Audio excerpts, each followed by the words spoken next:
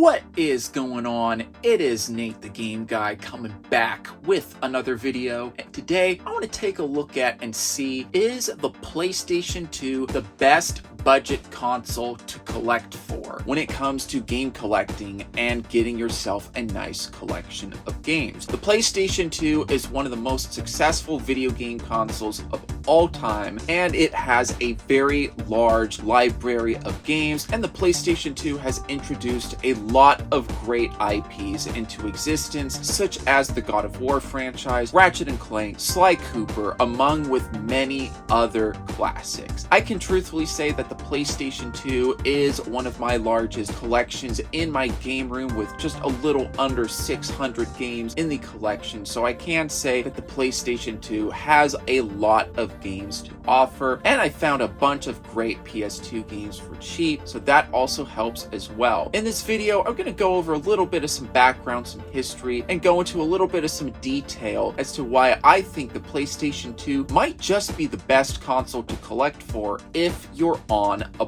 budget. So, without further ado, let's take a look at some of those details when it comes to just how good of a console the PlayStation 2 is to collect for when you're on a budget, right after the intro.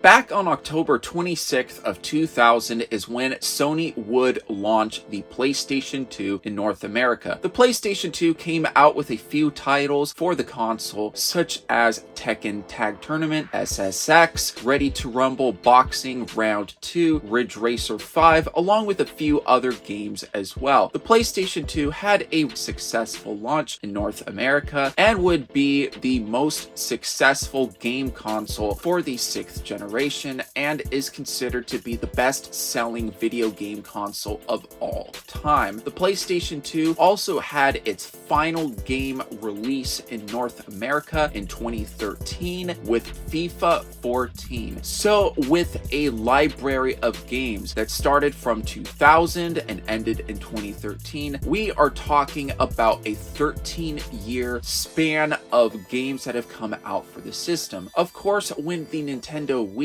launched in 2006, there were a lot of games that not only released on the Wii, but also on the PlayStation 2, simply because a lot of developers saw a lot of the technology and development process when it came to the Wii would also be compatible with the PlayStation 2, helping the PlayStation 2 have more life into its library of games as the years went along. After the final game was released in North America for the PlayStation 2, the console itself had a library of over 1,850 games, making the PlayStation 2 have one of the largest game libraries made for a single video game console. I truthfully believe that the PlayStation 2 has something to offer for everyone, so whether you are someone that loves JRPGs or platformers, first-person shooters, or a little bit of everything in between, I do believe that the PlayStation 2 has something to offer for everyone. While the PlayStation 2 can be a very budget-friendly console, there are also some games that can be very expensive to collect for. Although I will say, when it comes to the PlayStation 2's library overall, I would still argue that it is still a very budget-friendly console, hence why I am making this video for you guys to be able to watch. Now, of course, when it comes to collecting for the PlayStation 2, I have had nothing but great luck, and I can truthfully say I do have quite a bit of experience when it comes to collecting for the PlayStation 2. After all, I feel like you don't have to go that much out of your way to find deals for pretty fun games on the PlayStation 2, even at your local mom and pop game store. If you decide to pick up like some 007 games, the Hitman games, ATV games, right? Those are all cheap games for the PlayStation 2 that I do recommend that you guys should play if you have the opportunity to do so. And if you decide to look at thrift stores, Facebook Marketplace, Craigslist OfferUp, yard sales, and estate sales, right? You really don't have to go that much out of your way to find some PS2 games at some of these places. After all, I've picked up some games such as Scarface for only $1.50 for the PlayStation 2 at a local yard sale of mine several years ago.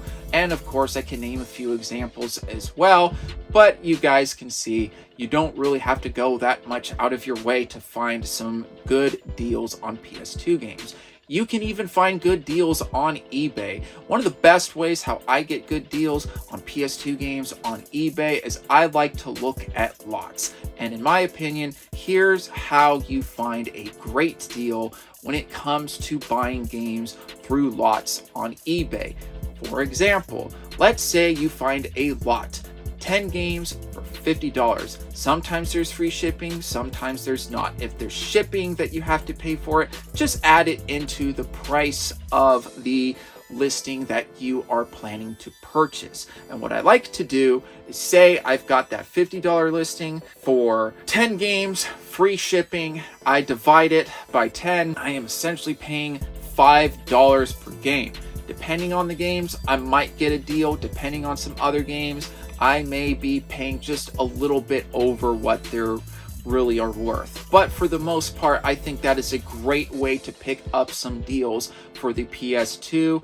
And what is really nice about collecting for the PlayStation 2, if you look at some games that are third-party releases that are on GameCube, such as Hitman 2, Silent Assassin, 007 Nightfire, along with other third-party releases on the GameCube, you will most likely be paying significantly less if you purchase some of those third-party releases onto the PS2.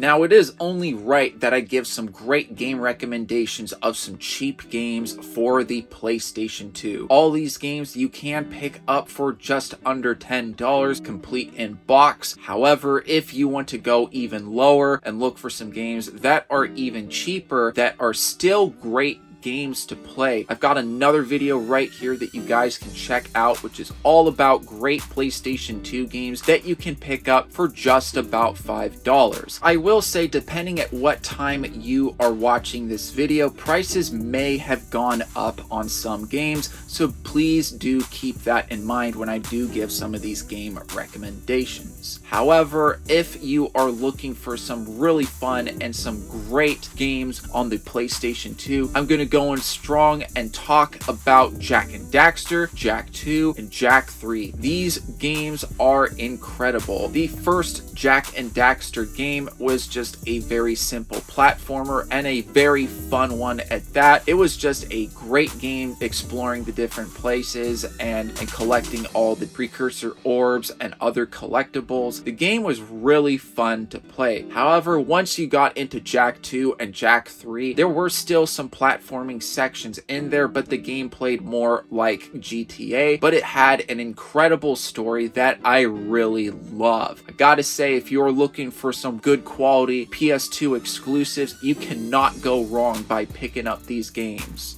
Now, this is a game that only makes sense that I recommend in this video, and that is Kingdom Hearts. This is the game that made me want to buy a PlayStation 2 back in the day. Kingdom Hearts is such a memorable classic title on the PlayStation 2. Kingdom Hearts is literally the collaboration that nobody asked for, but once we got it, we loved. The collaboration of Final Fantasy and Disney thrown in together. I gotta say, this turned out well. I really like that this game introduced a new perspective to the RPG genre, and it was really cool seeing Cloud and Sid and all the other Final Fantasy characters that were thrown into the game, and how you would explore the different places throughout the Disney universe, whether it was Alice in Wonderland, Tarzan, Pinocchio, Nightmare Before Christmas. This game was incredible, and what's really nice is that this game is a cheap one that you can easily find and pick up for the PlayStation